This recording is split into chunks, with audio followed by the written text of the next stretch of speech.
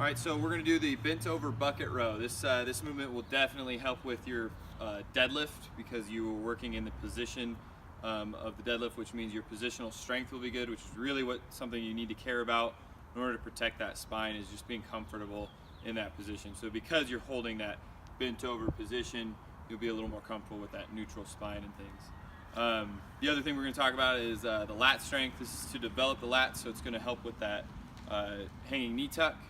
And then we'll talk about the technique and everything. So first things first, you want that weight being distributed over about the middle of your foot right when you line up. Okay, so in my case, I'm lining up in between the objects that I plan to lift.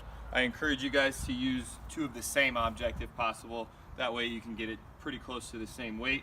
You can use bucket, you can use a jerry can, doesn't matter.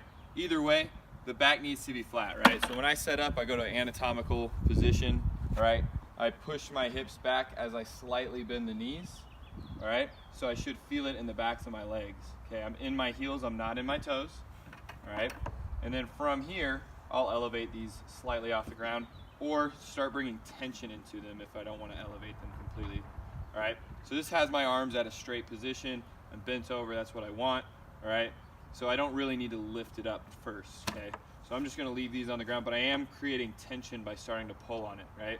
So see the back is flat, all right? And then I squeeze my shoulder blades together as I am bent over the entire time. I do not hoist it up using my legs or my hinge here in the hip, okay?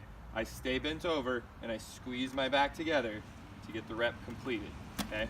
The position of the forearm should be perpendicular to both the weight you're lifting and to your upper arm here, all right? That way, if you end up here, you're still squeezing your back together and getting the purpose of the movement. But if you're here, this is ideal because gravity is in the best position for your weight disposition, all right?